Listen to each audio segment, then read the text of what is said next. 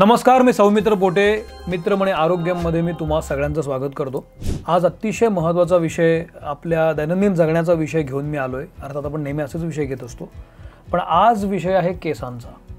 आणि त्यासाठी त्यावर बोलण्यासाठी आपल्याकडे आहेत रुचा मेहनेळे पै डॉक्टर, आणि या आयुर्वेदाचार्य आहेत आणि तन्वी हर्बलच्या संचालिका सुद्धा आहेत. त्यांचं मेन जे क्लिनिक आहे ते ठाण्यामध्ये आहे. पुण्यामध्ये पण त्या महिन्यातून 2 वेळा येत असतात. स्त्रियांमध्ये एवढं हेअरफॉलचं प्रमाण जास्ती नव्हतं, पण आजच्या काळामध्ये बघायला गेलं तर स्त्रियांमध्ये पण त्याचं प्रमाण वाढायला लागलंय. डोक्यावर केस नसल्यामुळे लग्न ठरत नाही, असं पण केसेस आहे. स्ट्रेस जेवढा शरीरात जास्त आहे तेवढा हेअरफॉल हा जास्त असणारच आहे. म्हणजे त्यांची चूक कुठेही नाही असं मी म्हणेन. चूक कोणाची आहे? काळे केस मुळातून यायला वेळ लागेल, 6 महिने 7 महिने लागतील. प्रत्येकाला वेगळी ट्रीटमेंट लागते, कारण काय प्रत्येकाचे सिम्पटम्स वेगळे. हेच महत्वाचं आहे की आहार हेच औषध आहे.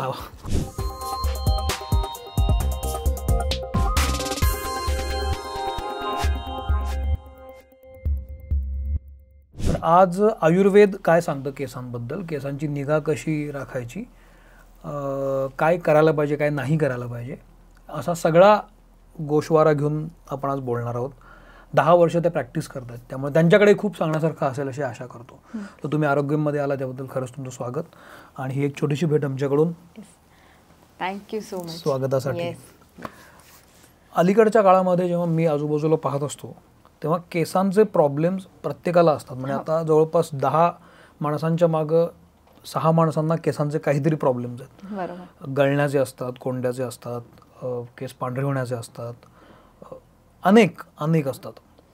तर तुम्ही आता गेल्या 10 वर्षापासून प्रॅक्टिस करताय, केसांबद्दल पण तुमच्याकडे निश्चित आले असतील लोक. नक्कीच. तर आता काय तुमच्याकडे येणाऱ्या पेशंटचा काय ट्रेंड आहे, म्हणजे कशा प्रकारच्या समस्या घेऊन लोक तुमच्याकडे येतात? ओके, सो आधी बघायला गेलो ना तर स्त्रियांमध्ये एवढं हेअरफॉलचं प्रमाण जास्ती नव्हतं, पण आजच्या काळामध्ये बघायला गेलं तर स्त्रियांमध्ये पण त्याचं प्रमाण वाढायला लागलंय. पहिले बघितलं जायचं की फक्त प्रेग्नन्सी नंतर थोड्याफार प्रमाणात हेअरफॉल होतोय, हेअर शेडिंग होतोय, हे दिसायचं. पण आजच्या काळामध्ये PCODचे प्रॉब्लेम्स वाढल्यामुळे स्त्रियांमध्ये हॉर्मोनल इम्बॅलन्स व्हायला लागला, आणि त्यामुळे आजकाल दिसायला लागलं की स्त्रियांमध्ये पण जास्त हेअर फॉलचा प्रॉब्लेम व्हायला लागलाय. मेल बाल्डनिंग आहे हे जेनेटिकली असतं, कधी कधी जेनेटिक्स असतात की ज्याच्यामुळे किंवा हॉर्मोनल इम्बॅलन्समुळे होत असतो. पण त्याची सुरुवात ही आधीच्या काळामध्ये 45 नंतर व्हायची किंवा 50 नंतर व्हायची. पण आजच्या काळात बघायला गेलं तर त्याची सुरुवात ही अगदी 20 पासूनच चालू झालेली दिसायला लागली आहे. मग ह्याचं कुठेतरी कारण काहीतरी आपण शोधलं पाहिजे की का असं होतंय, की आधीच्या जनरेशननी असं काय केलं की त्यांना ह्याचे प्रॉब्लेम्स जास्त फेस करावे लागले नाहीत का, ते त्याच्याकडे जास्त लक्ष देत नव्हते. त्यांच्याही वेळेत मे बी असतील, पण ते त्यांच्या वेळेस एवढी एज्युकेशन नव्हतं किंवा इंस्टाग्राम किंवा आपण जसं म्हणतो सोशल मीडिया एवढं नव्हतं. त्या काळात केसांना फार महत्व पण दिलं जायचं नाही. पण आजच्या काळात एक माणूस किंवा एखादी व्यक्ती बघितली की त्याचं पहिले केस कसे आहेत, त्याची स्किन कशी आहे, ह्या गोष्टींना पण तेवढंच महत्व यायला लागलंय. हा एवढा फरक. अशा काही केसेस आहेत ज्याच्या डोक्यावर केस नसल्यामुळे लग्न ठरत नाही, असं पण केसेस आहेत. करेक्ट. सो तिथे कुठेतरी तो न्यूनगंड यायला लागला आणि मुलांमध्ये जास्त दिसायला लागलं ह्याचं प्रमाण. मुलींपेक्षा पण मुलांमध्ये ह्याचं प्रमाण जास्त दिसायला लागलं. सो तिथे कुठेतरी मुलं मग OPDला जास्त यायला लागलेली दिसायला लागली की आमचे हेअरफॉल व्हायला लागलंय, आम्हाला मेल बार्डनिंग पॅटर्न मध्ये कुठेतरी हेअरलाईन पाठी जातीये. मग त्याच्यासाठी आम्ही काय करायचं, आम्ही हेल्मेट वापरायचं की नाही वापरायचं बाईकवर न जाताना, किंवा शॅम्पू कुठले वापरायचे, असे प्रश्न त्यांना पडायला लागले. सो तेव्हा आम्ही त्यांना सांगायला लागलो की तुमची लाईफस्टाईल काय चेंज झाली आहे की ज्याच्यामुळे तुम्हाला हेअरफॉल जाणवायला लागला. सो हे आधी कुठेतरी, कारण काय आयुर्वेद कसं म्हणतं की आयुर्वेद हे आपलं शरीर हे 3 दोषांपासून, सप्तमलापासून बनलेलं आहे. म्हणजे प्रत्येकाच्या शरीरात वात, पित्त, कफ हे 3ही दोष आहेत. प्रत्येकाच्या शरीरात 7 धातू सुद्धा आहेत आणि 3 मल आहेत. सो हे आपलं जे शरीर आहे ते कुठे चेंज झालंय की ज्याच्यामुळे आपल्याला हेअरफॉल हा जास्त प्रमाणात व्हायला लागला. तर आयुर्वेदानुसार आपली जी अस्थि धातू जो आहे त्याचा जो मल सांगितला आहे तो म्हणजे केश आणि नख. म्हणजे ज्याचे बोन्स स्ट्रॉंग आहेत त्याचे केस चांगले असणार. अच्छा. सो हे कुठेतरी अंडरस्टँडिंग पहिले आपल्याला पाहिजे. म्हणजे आम्ही पेशंटला विचारते की तुम्ही दूध पिता का, तर पहिले नाही मॅडम आम्हाला दूध आवडत नाही, आम्ही दूध पितच नाही होत. मग कॅल्शियम मिळतच नाही. तेवढं योग्य प्रमाणात कॅल्शियम न मिळाल्याने हळूहळू अस्थिधातू पण चांगला तयारच होत नाही, आणि त्यामुळे त्याच्यापासून तयार होणारा जो मल आहे, केश आणि नख, हेही चांगले तयार होत नाही. सो हे कुठेतरी असं ते व्हायला लागतं. सो जेव्हा आम्ही बघतो की काय कुठला दोष वाढलेला आहे शरीरामध्ये, की कुठला दोष वाढल्यामुळे हे होईल, तर वात दोष वाढलेला असेल की त्यांच्यामध्ये शरीराला ड्रायनेस खूप येतो. म्हणजे त्यांची स्किन ड्राय असते, हेअर ड्राय असतात आणि त्यामुळे हेअर म्हणजे तुटायला लागतात. म्हणजे गळण्यापेक्षा पण ते तुटणं हे जास्त प्रमाणात दिसून येतं. हेअर थिनिंग व्हायला लागलेलं असतं आणि त्यामुळे ते प्रॉब्लेम्स व्हायला लागलेले. हेअर थिनिंग विरळ होतात, म्हणजे जे थिक हेअर आहेत ते हळूहळू पातळ व्हायला लागतात आणि त्यामुळे ते तुटायला पटकन प्रोन असतात की ते पटकन तुटू शकतात. मग हे कुठेतरी त्यांना दिसायला लागतं. आणि जी आपली रोमकूपं असतात त्याच्यामध्ये जे पित्त आहे, भ्राजक पित्त हे आणि वात हे म्हणजे प्रकुपित झालेले असतात आणि त्यामुळे तिथे कफ आणि रक्तदुष्टी सुद्धा होते आणि त्यामुळे हळूहळू ती हेअर फॉलिकल्स आहेत ती चांगली तयारच होत नाहीत. हे मला होते कळणार कसं? सी आता हेअर सायकल पण असते, म्हणजे फिजिओलॉजी आपण जर एखाद्या हेअरची बघायला गेलो तर त्याची 4 सायकल्स म्हणजे 4 फेजेस आहेत. पहिली फेज असते ती एनाजन फेज असते, की जी ग्रोथ फेज असते, की ती नॉर्मली एखाद्या व्यक्तीच्या 2 ते 3 वर्षापर्यंत ही फेज असते, एनाजन फेज, की तोपर्यंत हेअर फॉलिकल हे ऍक्टिव्ह असतं आणि त्यामुळे दर महिन्याला 1 सेंटीमीटर एवढी हेअर ग्रोथ होत असते. आणि तेव्हा आपल्या स्काल्पवर 90% ऑफ हेअर हे ह्या फेजमध्ये असतात, की जी एनाजन फेज असते. त्याच्यानंतर कॅटाजन फेज असते, that is a transit phase, म्हणजे तेव्हा जी हेअर ग्रोथ आहे ती थांबलेली असते पूर्णपणे आणि तेव्हा हेअर फॉलिकल्स जी आहेत ती श्रिंक व्हायला लागलेली असतात. आणि सो हे हेअर स्काल्पवर हे 1% पर्यंत असे हेअर असतात. आणि त्याच्यानंतर जी येते ती टिलोजन फेज असते. सो त्याच्यामध्ये हेअर शेडिंग किंवा ती पहिले जी असते ती रेस्टिंग फेज असते, की तेव्हा हेअर फॉलिकल जे असतं ते ऍक्टिव्ह नसतं आणि त्यामुळे हेअर हळूहळू गळणं चालू होतं. म्हणजे एखादा साप आपली कात कशी टाकून देतो त्याप्रमाणे आपले केस पण गळून पुन्हा परत तयार होणार आहे. पण ती फेज आहे आणि which is normal. So telogen phase मध्ये काय होतं की ते जे काही केस आहेत ते गळून पडतात. ही जी फेज असते ती नॉर्मली आपण बघतो तो 2 to 3 मंथची असते. सो त्या मंथमध्ये तुम्हाला जाणवतं की हेअरफॉल खूप जास्त प्रमाणात आहे. आणि त्यानंतर तिथून परत जी एक्सोजन फेज असते त्याच्यामध्ये नवीन केस यायला लागतात, रूट्समधनं नवीन केस येण्याची जी प्रोसेस आहे ती चालू होते. सो इट्स अ सायकल, ते सायकलमध्ये होतच राहणार आहे. आता कळणार कसं की आता आपण तर असं बघू नाही शकत आहे की दिवसाला किती केस गळले पाहिजेत किंवा काय नॉर्मल आहे. तर दिवसाला 50 ते 100 केस गळणं हे नॉर्मल असतं. पण कळणार कसं? तेच म्हणजे 200-300 गळतात. आम्ही असं पेशंट म्हणतात तर तेव्हा आम्ही त्यांना सांगतो की तुम्ही कंगव्यावर विंचरताना तुम्हाला किती केस दिसत आहेत, कारण का दरवेळेस तर ते तुटणार नाहीये. पहिले तुम्ही जेव्हा कोम्बिंग करताय तेव्हा तुटत नव्हते, आता तुम्ही नुसता हात घातला जरी तुमच्या हातावर केस येत आहे दॅट मीन्स तुम्हाला सिव्हिअर हेअरफॉल आहे आणि त्याच्यावर कुठेतरी वेळेवर ट्रीटमेंट करणं गरजेची आहे. म्हणजे तुम्ही एनाजन फेज मध्ये आपले केस आहेत हे कसं ओळखणार, मग हे सगळे प्रॉब्लेम्स त्यांना जाणवत होते. सो तेव्हा त्यांना सांगितलं की तुम्ही आजकालचं लाईफस्टाईल बदललंय, स्ट्रेस जेवढा शरीरात जास्त आहे तेवढा हेअरफॉल हा जास्त असणारच आहे. सो जसं कारण काय जेव्हा स्ट्रेस आपल्या शरीरामध्ये असतो, म्हणजे एखादा सतत चिंता करतोय, टेन्शन घेतोय, तर त्याच्यामध्ये ॲड्रिनालिन आणि कॉर्टिसॉल ही जी हॉर्मोन्स आहेत, स्ट्रेस हॉर्मोन्स आहेत, ही जास्त प्रमाणात सिक्रीट होतात. आणि त्यामुळे काय होतं की बॉडीला सिग्नल मिळतो की स्ट्रेस आहे. सो आपले जे जगण्यासाठी आवश्यक ऑर्गन्स जे आहेत, जसं हार्ट आहे, लंग्स आहे, ब्रेन आहे, तर तिथे हा ब्लड फ्लो जास्त होतो, म्हणजे डेव्हिएशन ऑफ ब्लड फ्लो होतो. पण मला एक सांगा, पूर्वी पण होताच की स्ट्रेस? हो ना, बरोबर आहे. स्ट्रेस हा आयुष्यभर असतोच माणसाला. बरोबर आहे, बरोबर. पण मग आता असा स्ट्रेस म्हणजे काय आलाय? स्ट्रेस म्हणजे लाईफस्टाईल बदलली, लोकांची लाईफस्टाईल बदललेली आहे. खाण्याचे पदार्थ म्हणजे पित्तकर आहारच वाढायला लागलाय. म्हणजे आता जसं म्हणतो की लोणची पापड ही खाल्ली नाही गेली पाहिजे, तर ती खाल्ली जातातच आहेत, सर्रास खाल्ली जात आहेत. किंवा जंक फूड आहे, स्मोकिंग आहे, अल्कोहोल आहे की ज्याच्यात निकोटीन आहे.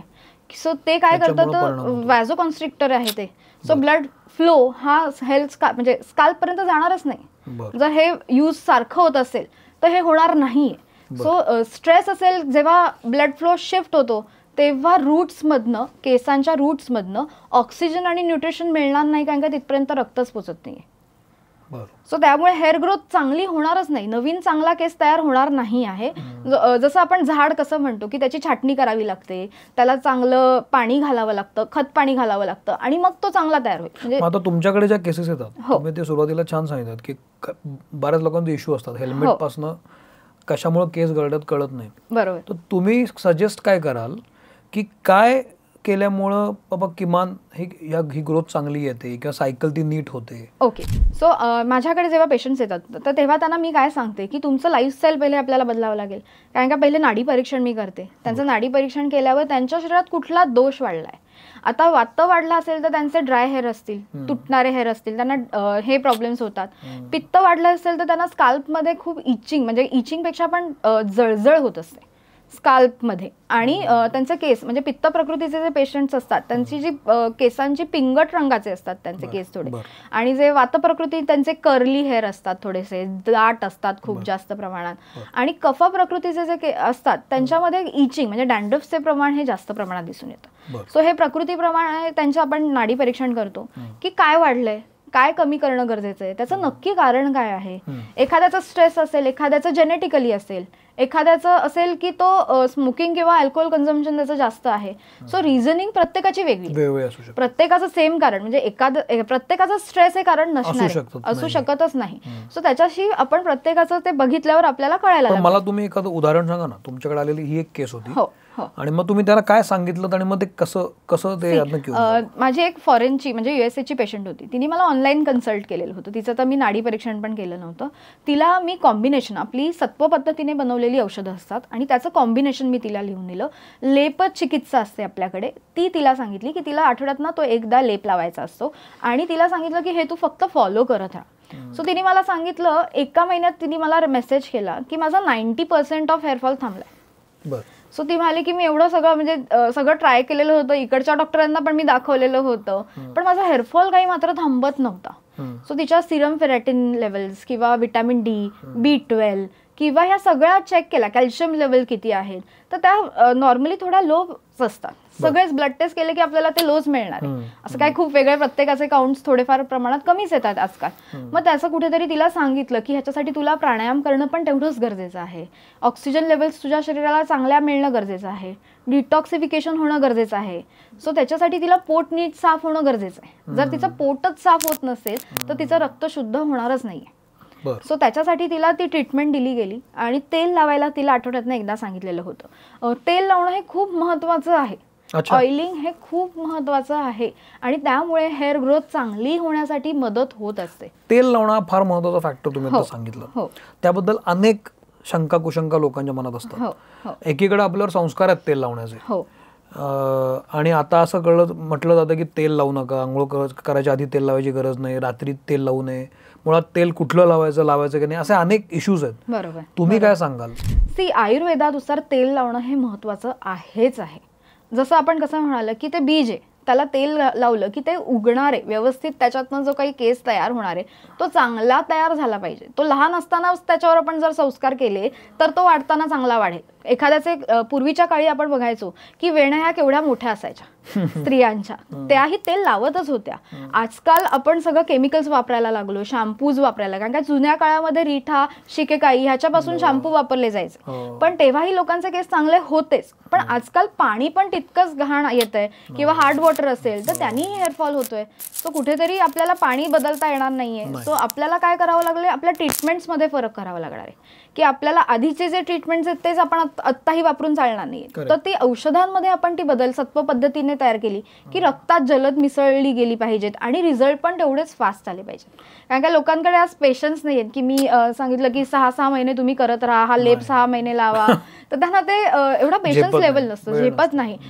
सो त्यांना सांगतो की आपण हेअर पॅक्स लावणं गरजेचं असतं की त्याच्यामध्ये अनेक वनौषधींचं मिश्रण असतं, त्यापासून तो लेप बनवलेला असतो आणि तो आठवड्यातनं एकदा आपण मेहंदी कशी आपण भिजवून तयार करतो तसं लोखंडाच्या भांड्यामध्ये भिजवून ती लावायला आपण सांगत असतो. सो त्यांनी काय होतं तर त्यांच्या शरीरातले म्हणजे स्काल्पवर लावल्यावर जे काही कफाचं आवरण आलेलं असतं, कारण काय हेअरफॉल होण्यामागे किंवा तिथे नवीन रूट्स जर येत नसतील तर तिथे कुठेतरी कफाचं आवरण झालेलं असतं स्काल्पच्या खाली, तर ते आवरण पहिले घालवणं गरजेचं आहे, तरच तिथून चांगले केस पुढे तयार होतील. मग तुम्ही तेल लावलं पाहिजे म्हणता. हो, मग कधी लावलं पाहिजे आणि कुठलं लावलं पाहिजे? आता कसं असतं की सीझन वाईज पण आपण वेगळं तेल लावणं गरजेचं आहे. जसं खोबरेल तेल हे समर्समध्ये आपण वापरू शकतो कारण का ते थंड तेल आहे, तेच तेल तुम्ही थंडीमध्ये वापरायचं नाही. जेव्हा थंडी पडते तेव्हा मग उष्ण तेल वापरलं गेलं पाहिजे. तीळ तेल आहे की जे उष्ण आहे, की बदामाचं तेल आहे जे उष्ण आहे. तिळाचं तेल डोक्याला चालतं ना, काही हरकत नसते.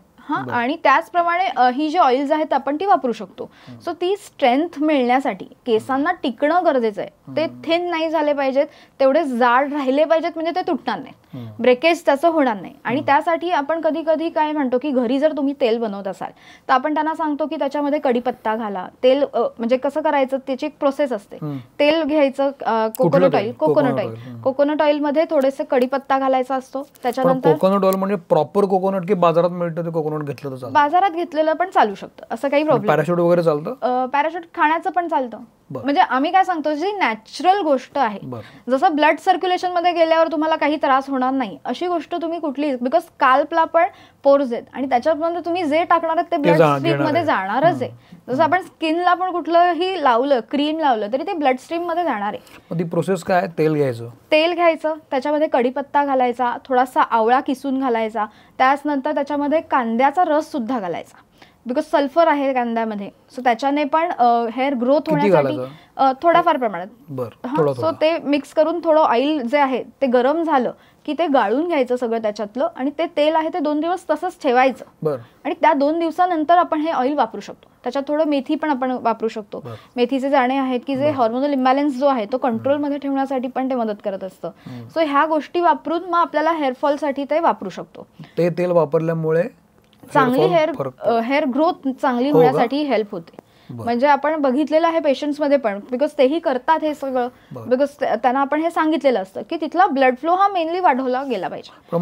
हे तेल लावायचं कधी? रात्री झोपताना? रात्री झोपताना लावलं तरी चालेल किंवा आंघोळीला जाण्याच्या आधी 1 तास तरी लावलं गेलं पाहिजे. ते मुरलं पाहिजे तेल हे, कारण का आपण जसं म्हणतोय ब्लड स्ट्रीम पर्यंत जाणार आहे तर ते मुरलं पण पाहिजे तिथे व्यवस्थित. सो हे करताना मग आपल्याला पेशंट्सना आपण सांगतो की जास्वंदाचं फूल आहे हे पण केसांसाठी खूप चांगलं काम करतं. सो जास्वंदाचं फूल समप्रमाणात, त्याची पानं समप्रमाणात, आणि जो ॲलोवेराचा गर असतो म्हणजे तो आपण घेऊ शकतो. आणि ह्याचं मिक्सरमधनं वाटण बनवायचं, केसांना हेअर मास्क लावून ठेवायचं 10 मिनिटं तरी म्हणजे 15-20 मिनिटं लावून ठेवायचं आणि वॉश करायचं. फरक पडतो. आणि कारण का हे नॅचरल गोष्टी आहेत, त्याचा कुठलाही साईड इफेक्ट नाही. जेव्हा तुम्ही कुठली केमिकल गोष्ट वापरताय ती तुम्हाला कधी ना कधीतरी तर साईड इफेक्ट देणार आहे.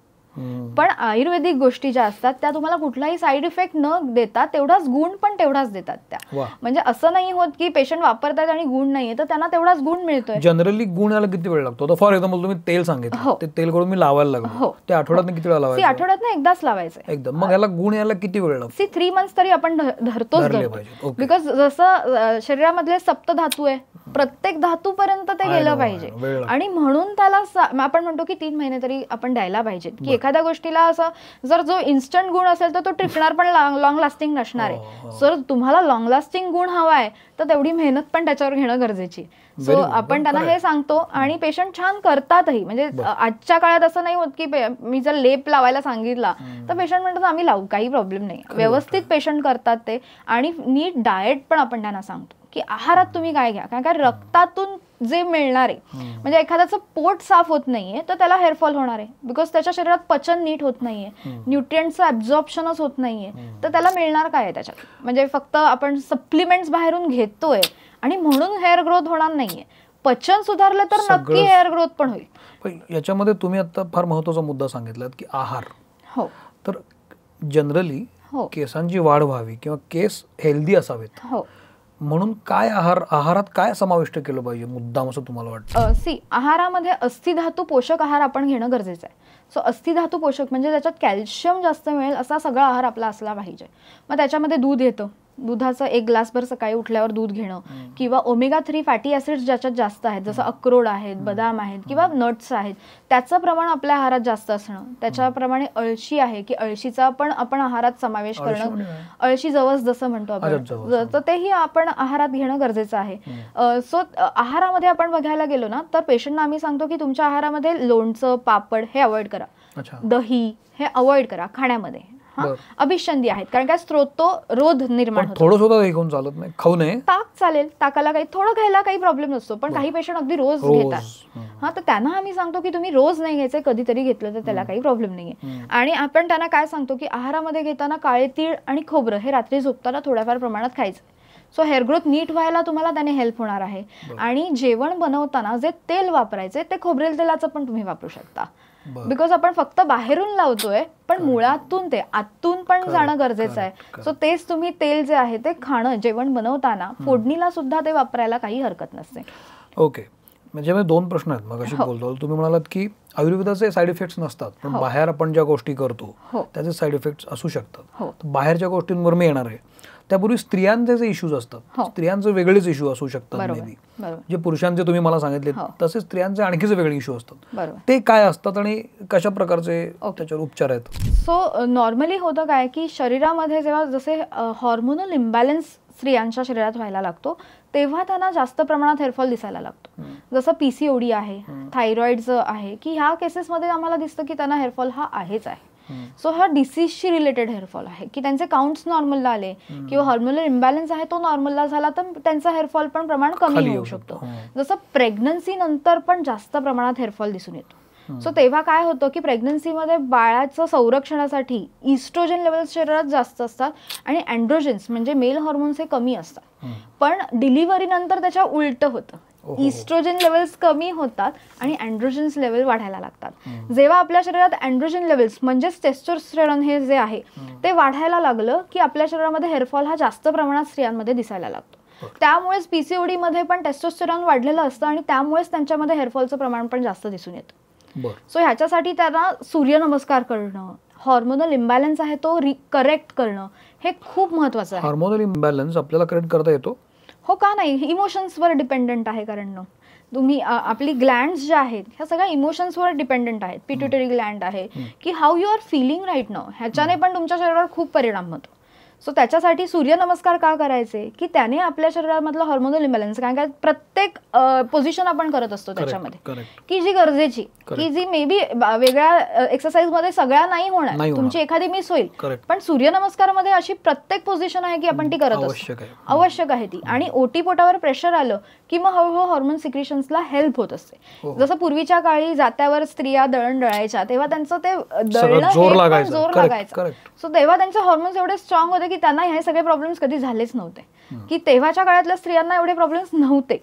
असतील असं नाही मी म्हणत की अगदीच बिलकुल शून्य होते असं नाहीये, पण होतेच, पण प्रमाण खूप कमी होतं. की जेवढं आजकाल प्रमाण हे खूप, कारण काय स्त्रिया आता ब्लो ड्रायिंगसाठी ड्रायर वापरणं किंवा हीटचा प्रमाण हे जास्त, किंवा फंक्शन म्हटलं की हेअर स्ट्रेटनिंग हे आलं किंवा कर्ल करण्यासाठी मशीन्स वापरायला लागले. मग आजकाल नवीन केमिकल्सच्या खूप ट्रीटमेंट्स यायला लागल्या आणि कलर करणं केसांना, आणि हे सगळं फॅड होत गेलं की मुलींनाही अट्रॅक्ट होणं चूक नाहीये, म्हणजे त्यांची चूक कुठेही नाहीये असं मी म्हणेन. कोणाची आहे? See it's a trend. तो त्यांना वाटतं साहजिक आहे की वाटतं केसांची काळजी घ्यायची असेल तर या ज्या गोष्टी आहेत त्या अवॉइड करणं गरजेचं आहे. नाही, ह्या अवॉइड करायलाच पाहिजेत. पण सी आजच्या काळात मी असं नाही सांगू शकत की तुम्ही पूर्ण अवॉइड करा, कधीतरी करा, ओकेजनली करा, की लग्नाला जायचंय त्या दिवशी करा, पण रोज नका करू. काही मुली अगदी रोज, म्हणजे कॉलेजला जायचंय तरी त्यासाठी पण रोज हेअर स्ट्रेटनिंग करून घरून जात असतात. आपण ड्रायर वापरतो ना, तो ड्रायर वापरायला पाहिजे नको? नाही, ड्रायर पण चांगला नाही, हीट आहे त्याच्यामध्ये. सो हीटमुळे विरळ होणार आहेत केस, हेअर थिनिंग होणार आहे आणि त्याची क्रिया केसांवर, म्हणजे केसांचा जो लेअर आहे बाहेरचा तो त्याने बर्न होणार आहे हीटमुळे, आणि तो ब्रेकेज होणारच आहे केसांचं त्याच्यामुळे. सो कधीतरी वापरणं हे योग्य आहे, पण हे रेग्युलर ह्या गोष्टी नाहीच झाल्या पाहिजेत. सो त्यामुळे ड्रायनेस यायला लागतो पेशंट्समध्ये, की त्यांना स्काल्प हा खूप ड्राय वाटायला लागतो. हीट एवढी असते की ड्रायनेस, बिकॉज सिबॅशियस ग्लँड्स असतात आपल्या स्काल्पवर, त्या ब्लॉक व्हायला लागतात हळूहळू, ऑइल सिक्रेशन्सच होत नाहीत हळूहळू, आणि तो ब्लॉक काढणं पण गरजेचं आहे, नाहीतर तिथून ग्लँड्स मधनं सिक्रेशन्सच होणार नाही. अलीकडच्या काळामध्ये केस पांढरे होणं हा अकाली, म्हणजे जनरली 50-55 नंतर केस पांढरे समजू शकतो आपण, पण खूप अलीकडे आले ते प्रमाण, स्त्रियांचं सुद्धा आणि पुरुषांचं सुद्धा. याकडे कसं बघता तुम्ही? स्त्रियांमध्ये आणि पुरुषांमध्ये जसं सांगितलं, स्ट्रेस हे एक मेन कारण आहेच. पित्तवर्धक आहाराचं सेवन केल्यामुळे तर होतोच. होतं. म्हणजे आम्ही जेवढे पेशंटमध्ये विचारतो की तुम्ही काय खाता, कसं काय खाण्यात आहे तुमचं, तर त्यांच्यामध्ये सॉल्टचं प्रमाण जास्त असतं, क्षार आहारात जास्त असतात, किंवा म्हणजेच लोणचं, पापड, जे तळलेले पदार्थ आहेत त्याचं प्रमाण जास्त असतं. सो कुठेतरी त्यांच्या ह्या आहारामुळे जंक फूडचं प्रमाण जास्त असतं. आणि जंक फूड तर आज प्रत्येक जणच घेतोय, असं नाहीये की मी विचारलं आणि कोण नाही, होतच नाही. सो त्यामुळे पित्त प्रकोप आपल्या शरीरात झालेला असतो. पित्त प्रकोप झाला की तिथली जी मुळं आहेत, फॉलिकल्स आहेत, त्याच्यामध्ये पित्त वाढलं की मेलानिन सिक्रेशन हळूहळू आपल्या केसातलं कमी व्हायला लागतं. आणि मेलानिनचं पिगमेंट कमी झालं की मग हळूहळू आपले केस पांढरे व्हायला लागतात. त्याला पण कसं होतं की लगेच सगळे केस काय पांढरे होत नाहीत, पहिले थोडे थोडे व्हायला लागतात. तेव्हाच जर काळजी घेतली तर मे बी पुढचे जे काळे केस आहेत ते आपण प्रिझर्व करू शकतो. जो पांढरा झालेला दिसला की पहिले आपल्याकडे पेशंट येतात, आपल्याकडे ट्रीटमेंट घेतात. आम्ही त्यांना सांगतो की काळे केस मुळातून यायला वेळ लागेल, 6 महिने 7 महिने लागतील, पण तुम्ही आता कलर लावायला जाऊ नका. बिकॉज तेव्हा कलर लावला तर ती चेन चालू होणार की हळूहळू मग सगळे केस पांढरे व्हायला लागणार. केसाला कलर करणं चुकीचं आहे, बिकॉज त्याच्यात केमिकल्स आहेत. आणि कुठलाच हर्बल असतात ते नाही, कुठलाच असा नाहीये की जो हर्बल असू दे. स्टेटमेंट येस कुठलाच कलर हा नॅचरल नसतो, त्याच्यामध्ये केमिकल्स हे असतातच असतात. असा कुठलाही कलर नाही आहे, हेअर कलर नाहीये की ज्याच्यामध्ये केमिकल्स नाहीत, असं बनतच नाही. सो नीळ वगैरे असू देत किंवा हे कुठलंही असू दे, पण तो टेम्पररी 10 दिवस टिकेल केसांना, 15 दिवस हर्बल असतो किंवा इतर वेगवेगळ्या मेहंदीचा जो कलर आहे तो ऑरेंजच असतो, तो काळा कसा येईल, म्हणजे त्याच्यात काहीतरी ऍडेड आहे. ते लावल्यामुळे केस पांढरे होऊ शकतात, त्याच्यामुळे केसांना काय परिणाम होतो केसांवर? पिगमेंट हळूहळू कमी व्हायला लागतं केसांचं. कलर सतत केल्यामुळे जे बाकीचे काळे केस आहेत ते पण हळूहळू पांढरे व्हायला लागतात. म्हणजे खरं आहे. हो, आपण तरी पेशंट्स मध्ये असं ऑब्झर्व केलेलं आहे की ज्यांनी पहिले अगदी थोडे केस पांढरे झालेले असतात तेव्हा कलर लावायला ते चालू करतात, हळूहळू ते बघतात की बऱ्यापैकी मोठी संख्या वाढायला लागते पांढऱ्या केसांची. आपण आता शेवटच्या टप्प्याकडे आलोय. कुठले मास्क? DIY मास्क एक काहीतरी आहे, तो काय प्रकार? DIY मास्क म्हणजे काय असतं की आपल्या केसांचं घरगुती जे आपल्या किचन मध्ये पण अवेलेबल आहे आणि ते वापरून आपण काहीतरी करू शकतो. बरोबर. जसं डॅन्ड्रफ हा आजार, म्हणजे आपण म्हणतो की आजार कधी होतो की नंतर होतो. पहिले काय होतं की स्काल्प ड्राय पडायला लागतो आणि हळूहळू डॅन्ड्रफ तयार व्हायला लागतो. डॅन्ड्रफ म्हणजे काय तर डेड स्किन आहे आणि ती शेड ऑफ होणारच आहे थोड्याफार प्रमाणात, पण तिथे कफदृष्टी झालेली असते. आणि कफदृष्टी झाल्यामुळे तिथे खाज येणं, वरचेवर इतकी खाज येते पेशंटमध्ये की त्यांना कंट्रोल होत नाही, एवढी त्याचं इचिंग होत असतं, एवढं इचिंग असतं. सो त्यांना तेव्हा आपल्याला सांगायला लागतं की ह्याच्यावर तुम्ही दही आणि लिंबू, म्हणजे लिंबू त्याच्यात थोडंसं पिळून दह्याचा फेटून ते आपण मास्क लावू शकतो की त्याने काय होतं, दही हे कंडिशनर म्हणून काम करतं आणि लिंबू हे त्यातलं जे सिट्रिक ऍसिड आहे हे तिथे जो फंगस असतो, डॅन्ड्रफ वाढण्यासाठी फंगस कारणीभूत असतो, सो तो फंगस किल करण्यासाठी त्यातलं जे सिट्रिक ऍसिड आहे ते काम करत असतो. सो ते आपण आठवड्यातनं एकदा करू शकतो. त्याचप्रमाणे आपण म्हणतो की आवळा जो असतो तो रात्री किसायचा, त्याचा जो रस येतो तो केसांना लावून ठेवायचा, त्यामुळे केस हे पांढरे होत नाही. रात्री लावून ठेवायचा. मोरावळा, मोठा मोरावळा म्हणजे आवळा जो असतो ना तो लावून ठेवायचा केसांना. कढीपत्ता सुद्धा खाण्यातनं पण गेला पाहिजे. म्हणजे मी प्रत्येक पेशंटना सकाळी उठल्यावर 5 कढीपत्त्याची पानं खायला सांगते की केस काळे राहण्यासाठी तुम्ही आहारातनं पण घ्यायला पाहिजे, नुसतं मास्कवर डिपेंडंट राहायचं नाही. हो, आणि आपण त्याचाच उलट करत असतो की आपण अगदी बाजूला काढून ठेवतो, पण तोच कढीपत्ता आपले केस काळे ठेवण्यासाठी खूप छान मदत करत असतो. सो हे कुठेतरी माहिती नसतात ह्या गोष्टी, माहिती असतात तर प्रत्येक जण करेलच. त्याचबरोबर आपण सांगतो की हेअर ऑइलिंग करणं आठवड्यातनं एकदा गरजेचं असतं. सो हेअर ऑइल करायचं असतं केसांना. त्याचप्रमाणे मेथी घालून, म्हणजे तेलामध्ये थोडीशी मेथी घालायची, ते उकळायचं आणि ते तेल आपण जरी केसांना लावलं तरी चालेल. खोबरेल तेल असू दे किंवा एरंड तेल असू दे, त्याच्यामध्ये पण आपण हे करून घेऊ शकतो. एरंड तेल हे खूप भेदक आहे, म्हणजे ते उष्ण आहे कारण. सो ते डायरेक्ट पेनिट्रेट करून डायरेक्ट इन्सर्ट, म्हणजे ऍब्झॉर्प्शन लेवल खूप फास्ट असते त्याची. सो त्याच्यामुळे काय होतं की तुम्ही कांद्याचा रस असेल त्याच्यामध्ये तरी तो लवकर तिथे हेल्प करणार आहे. सो हेअर ग्रोथ व्हायला त्याने हेल्प होणार आहे. बरं. सो हे हेअरची काळजी घेणं हे खूप महत्त्वाची आहे. म्हणजे आम्ही सांगतो ट्रिमिंग पण केसांचे महिन्यातून एकदा तरी करणं गरजेचं आहे.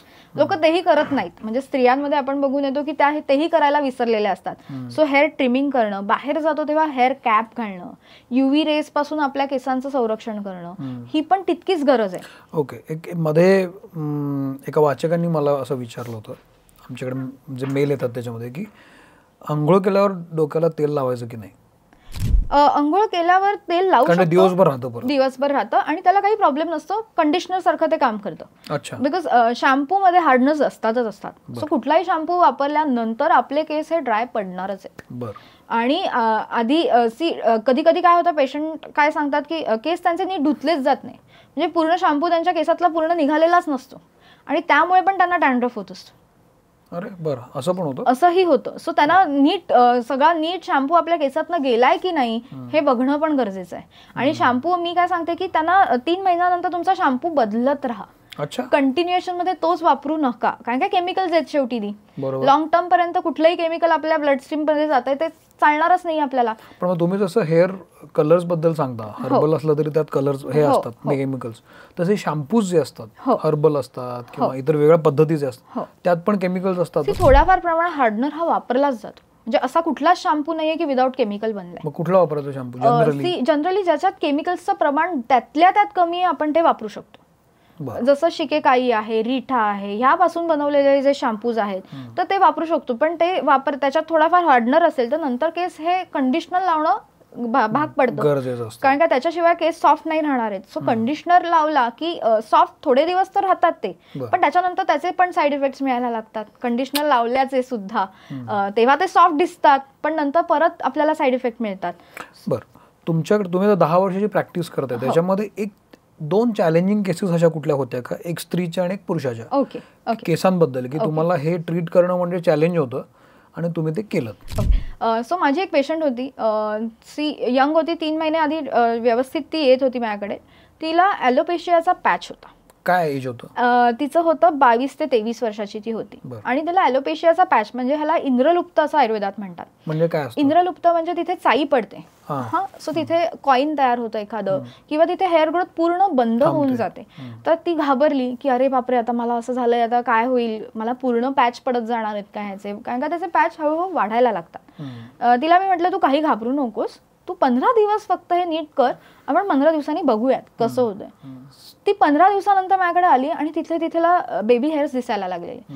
सो ती म्हणाली की मॅडम मला आता काही टेन्शन नाहीये, मला बेबी हेअर्स तरी दिसत आहेत. बिकॉज ते जरी दिसले तरी पेशंटचा जीव भांड्यात पडतो की मला हेअर इथे येणार आहेत, पॅच नाहीये. सो त्याच्यावर आपल्या ॲलोपेशियासाठी खूप सुंदर रिझल्ट्स आहेत आणि पेशंटना त्यामुळे खूप छान गुण सुद्धा मिळालेला आहेत. जे जे पेशंट आलेत त्या सगळ्यांना त्याला गुण मिळतो, बिकॉज तो ट्रीटेबल आहे. म्हणजे इंद्रलुप्त किंवा ॲलोपेशियाला चांगली ट्रीटमेंट वेळेवर घेतली तर त्याला चांगला रिझल्ट हा नक्की मिळतो.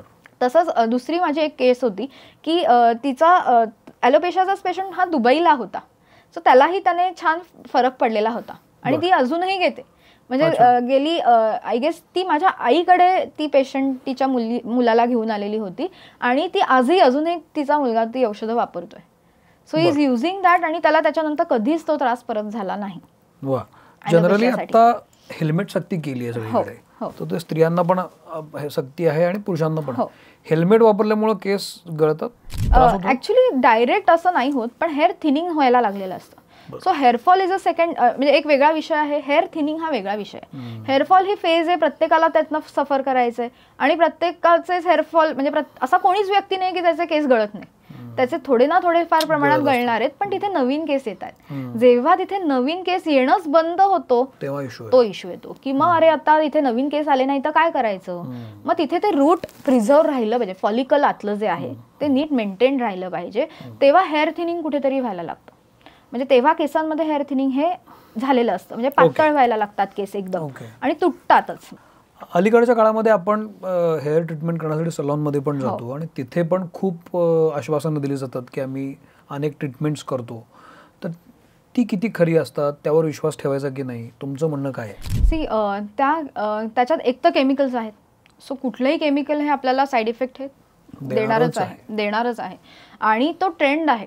तो बदलत राहणारा ट्रेंड आहे. आधी केराटिनची ट्रीटमेंट असते, मग बोटॉक्स चालू होते, अशा वेगवेगळ्या ट्रीटमेंट्स ह्या येतच राहणार आहे. पण त्या किती गरजेचं आहे ते प्रत्येकाने स्वतः ठरवायचं आहे, की आपण त्याला भुलायचं नाहीये, की हे सांगतायत म्हणून आपण करून घेणं हे गरजेचं नसतं. आणि एकतर त्या केमिकल्समुळे आपल्या स्कॅल्पची जी pH व्हॅल्यू आहे ती पण मेंटेन होत नसते, आणि त्यामुळे स्कॅल्प ड्रायनेस होणं किंवा डॅन्ड्रफ होणं, डॅमेज होणं, स्कॅल्प डॅमेज होणं ह्या गोष्टी पण भरपूर प्रमाणात दिसून येत असतात. आणि त्यामुळे सुद्धा पेशंटना म्हणजे जोपर्यंत ट्रीटमेंट आहे तोपर्यंत तर केस छान राहतात त्यांचे, पण जशी ट्रीटमेंट कमी व्हायला लागते, त्याचा जो गुण आहे ते दिसत नाहीये, म्हणजे त्याच्यानंतर मग परत हेअरफॉल दिसायला लागतो. अच्छा. सो हे करणं हे एखादा डॉक्टर, म्हणजे हेअरफॉल हा आजार आहे, ते कुठल्याही पार्लरला किंवा ह्याच्यामध्ये ट्रीटमेंट न करता त्याची एखाद्या वैद्याकडनं, डॉक्टरांकडनं योग्य ती ट्रीटमेंट करणं, म्हणजे ब्लड टेस्ट करून कशामुळे हेअरफॉल होतोय, काय कारण आहे, जर कुठल्या व्हॅल्यूज कमी झालेल्या आहेत का आपल्या शरीरातला, आयर्न लेवल्स कमी झालेले आहेत का आपल्या शरीरामध्ये, ते पण कुठेतरी चेक करणं गरजेचं आहे. पण आता ती केराटिन ट्रीटमेंट असते, अशा वेगवेगळ्या प्रोटीन ट्रीटमेंट असतात, याचा नंतर परिणाम होतो केसांवर? हो, नक्कीच. त्याच्यानंतर आपल्याला साईड इफेक्ट म्हणजे हेअरफॉल हा जास्त प्रमाणात दिसून येतो. म्हणजे तेव्हा केस गळणं थोड्याफार प्रमाणात थांबलेलं दिसतं, पण त्याच्यानंतर थोड्या दिवसांनी परत दिसतं की हेअरफॉल हा होतोच आहे. सो मुळापासून तो गेलेला नाहीये. पण ही जी ट्रीटमेंट आहे, या ज्या सगळ्या ट्रीटमेंट असतात ज्या सलॉनमध्ये अवेलेबल असतात, तर आयुर्वेदामध्ये आहेत? आयुर्वेदामध्ये लेपचिकित्सा आहे. जसं आपण म्हणतो की हेअर स्मूथ राहण्यासाठी जे करणं गरजेचं आहे, आपण ट्रीटमेंट सांगताना शिरोधारा सांगतो पेशंटना. का सांगतो की तिथलं ब्लड सर्क्युलेशन वाढण्यासाठी आपण शिरोधारा सांगतो. आपलं जे आज्ञाचक्र आहे तिथे ती तेलाची किंवा तुपाची, ताकाची ही धार सोडली जात असते, पण तिथे सगळं सर्क्युलेशन, इथे सर्क्युलेशन वाढलं पाहिजे, हेअर फॉलिकल्स पर्यंत रक्त पुरवठा छान झाला पाहिजे, यासाठी आपण शिरोधारा सांगत असतो. किंवा नस्य चिकित्सा सांगत असतो. आयुर्वेदामध्ये जी नस्य चिकित्सा आहे, जो गाईचं जे तूप आहे ते 2 थेंब आपण नागपुडीमध्ये घालायचं असतं, की त्याने जे ड्रायनेस आलेला असतो तो कमी व्हायला पण हेल्प होते. सो ही हेअरफॉलसाठी पण हेल्प होते, त्याच्याबरोबरच स्ट्रेस कमी पण होतो. सो ह्या दोन्ही गोष्टींना ते हेल्प करून. मला असं वाटतं की कुठल्याही सलॉन मध्ये गेले की ती जे ट्रीटमेंट करतात ती सगळ्यांना एकच प्रकारची असू शकते, पण जनरली माणसाचे, त्या व्यक्तीचे केस आणि त्यांची प्रकृती बघून ट्रीटमेंट मात्र वेगळी असते ना. त्यामुळे म्हणजे कोणाचीच ट्रीटमेंट माझ्याकडे आलेल्या पेशंटची कोणाचीच सारखी नाहीये. प्रत्येकाला वेगळी ट्रीटमेंट लागते, पण काय प्रत्येकाचे सिम्पटम्स वेगळे. म्हणजे प्रत्येकाला सेम सिम्पटम्स कधीच नसतात, की काहीला हेअरफॉल आहे त्याच्याबरोबर त्याला इचिंग होत असतं, ऑइल सिक्रेशन जास्त आहे कधी कधी, तर कधी कधी एकदम ड्रायनेस असतो. तर त्याप्रमाणे आपण त्यांना ट्रीटमेंट ही करणं गरजेची असते. आणि त्यात आहार आणि आलाच ना, प्रत्येकाचा महत्वाचा, खूप महत्वाचा आहे, खूप महत्वाचा आहे. कारण काय कसं सांगितलंय की आयुर्वेदामध्ये काय सांगितलंय की तुम्ही तुमच्या आहारावरच तुमचं शरीर चालतंय, ते तुमच्या शरीराचं इंधन, म्हणजे गाडीचं इंधन आहे. आता इंधनच चांगलं नसेल तर त्या पुढे चालणारच नाही. म्हणजे आजाराचं पहिलं प्रत्येक कारण हे अपचन आहे. म्हणजे आम्ही सांगतो की तुम्ही आहार चुकला की तुमची गाडी नीट चालणारच नाहीये. सो गाडी नीट चालण्यासाठी, शरीर नीट काम करण्यासाठी आपल्याला आहारावर काम करा. म्हणजे हळूहळू आहारच आपलं औषध झालं पाहिजे सगळ्यासाठीच. म्हणजे तुमचा आहारच इतका सुंदर असला पाहिजे की तुम्हाला मे बी औषधांची नंतर जास्त गरजच लागली नाही. म्हणजे काहीतरी सर्दी खोकला झालाय, थोडं औषध घेतलं ठीक आहे, पण जास्त प्रमाणात औषधांची गरज लागलीच नाही पाहिजे. हेच महत्वाचं आहे की आहार हेच औषध आहे. केसांचं आरोग्य चांगलं व्हावं म्हणून आता मी सर्वसामान्य माणूस म्हणून माझ्या आहारात काय इन्क्लूड केलं पाहिजे. आता वात, पित्त, कफ आपण सोडूया बाजूला, कारण ते शेवटी पुन्हा त्यानुसार ते ठरणारच आहे. पण एक चांगली हेल्दी तुम्हाला तुमच्या केसांची निगा राखायची असेल तर ह्या गोष्टी इन्क्लूड जरूर करा. काय सांगता? पहिली गोष्ट म्हणजे आवळा आहारात असलाच पाहिजे, बिकॉज तो रसायन आहे. आपले स्किन, हेअर चांगले राहण्यासाठी आवळ्याचं आपल्या आहारामध्ये समावेश असणं खूप गरजेचं आहे. तो चूर्णाच्या फॉर्ममध्ये आपण करू शकतो, किंवा सकाळी एखादा आवळा मिक्सरमध्ये क्रश करून त्याचा आवळ्याचा ज्यूस जरी घेतला तरीही चालेल, किंवा आवळा कॅन्डी जरी खाल्ली तरीही चालेल, काही हरकत नाही. आवळा आपल्या आहारात असलाच पाहिजे. त्याचप्रमाणे त्रिफळा चूर्ण हे रात्री झोपताना आपण एखादा चमचा आठवड्यातनं एकदा घ्यायला काही हरकत नाही. त्याने काय होणार आहे तर पोट साफ नीट होणार आहे, तुमचं पचन नीट राहील, त्यामुळे तुम्ही जो आहार खाणार आहात तो नीट पचेल. हे बेसिक झालं की. आणि आहार तुमचा सात्विक आहार असणं गरजेचं आहे. सात्विक आहारामध्ये काय होतं की स्पायसी फूड, आलं लसूणाची पेस्ट जास्त आहे, हा सगळा आहार आहे तो थोडाफार प्रमाणात जंक फूड आहे, हे कमी खाल्लं गेलं पाहिजे. आहारामध्ये राजगिरा हा महत्वाचा आहे. त्याचप्रमाणे तीळ हे महत्वाचे आहेत. आहारामध्ये तीळ असणं गरजेचं आहे, किंवा मी पेशंटना सांगतो तीळ हे थोडे उष्ण आहेत त्यामुळे ते गुळाबरोबर घेतले गेले पाहिजे. नाहीतर मग तुम्ही एखाद्या भाजीवर स्प्रेड करून घ्या थोडेसे, हे तुम्ही घेऊ शकता. त्याच्यानंतर कुळीत हे पण कॅल्शियम वाढवण्यासाठी खूप चांगलं हेल्प करतं. रात्री कुळीत भिजत घालायचे, सकाळी त्याचं कढण करू शकतो, त्याला लसणाची फोडणी देऊन आपण आहारात घेऊ शकतो. ह्याचं आपण आहारामध्ये सेवन करू शकतो. ताकाचं आहारात सेवन असणं गरजेचं आहे, म्हणजे ताक हे आंबट नसलं पाहिजे, गोडसरच ताक असणं गरजेचं आहे. त्याप्रमाणे प्रोटीनही आहारात असणं गरजेचं आहे. बरं. त्याच्यासाठी आपण अंडी सांगतो, एग्ज आहेत ती घेऊ शकतात. पनीर वगैरे आहे, पण ते पण पनीर आजकाल मिळेल, चांगलं मिळेल की नाही ह्याची गॅरंटी नसते, किंवा एग्स सुद्धा, पण त्यातल्या त्यात प्रोटीन. मग डाळी तरी आहेत, डाळींचं प्रमाण तुमच्या आहारात असणं गरजेचं आहे. आणि वात आहारात, म्हणजे वात वाढणार नाही याची आपण काळजी घेतली गेली पाहिजे. मग त्यासाठी वांग, गवार, पावटा, इडली म्हणजे फर्मेंटेड फूड्स आहेत ती थोडीफार प्रमाणात कमी घेतली गेली पाहिजे, टाळली पाहिजेत. वेळेवर झोपलं पाहिजे, रात्री जागरण अवॉइड करणं खूप महत्वाचं आहे. तर ते केलं तरी खूप छान फरक पडतो. आणि त्यांना सांगतो की हे आहारात तुम्ही करताना तुम्हाला आहार जेव्हा तुम्ही हा मेंटेन ठेवता, 2-3 महिने जेव्हा तुम्ही नीट खाताय, तुम्हाला त्याने इम्पॅक्ट नक्की मिळतो. म्हणजे त्यांनी फक्त सॉल्ट म्हणजे लोणचं पोळीच खातायत तर त्याला काही अर्थ नाहीये. सो त्याच्यामध्ये त्यांनी सगळा आहार, सकस आहार म्हणजे प्लेटमध्ये षड्रसात्मक आहार असला पाहिजे. मधुर, आम्ल, लवण, कटू, तिक्त, कषाय हे सगळे रस तुमच्या जिभेला मिळालेच पाहिजे. ते नसतील मिळत तर ते कुठेतरी तुमच्या आहारात असणं गरजेचं नाही. बरोबर आहे. सो ह्या गोष्टी खूप महत्वाच्या असतात. आणि जेव्हा पेशंटना जेव्हा एअरफॉल अशी समस्या झाली आहे की त्यांना गुड मिळालं की तिथेच त्यांना बरं वाटतंय आजकालच्या काळात. कारण का आज असं झालंय की बाकी काही नसो पण चांगले केस माझ्याकडे असले पाहिजे, असं ते कुठेतरी फॅड झालंय. वेगवेगळ्या ट्रीटमेंट्स करतायत पेशंट्स त्याच्यासाठी, पण कुठेतरी साईड इफेक्ट्स पण आहेत. सो आयुर्वेद हे आपलं रूट्स आहेत आणि आपण त्यांना टिकून राहिलं पाहिजे. तुम्ही असं म्हणालात तसं इमिजिएट इफेक्ट नसला तरी तो टिकणारा आहे, हळूहळू होणार आहे, पण तो टिकणार आहे.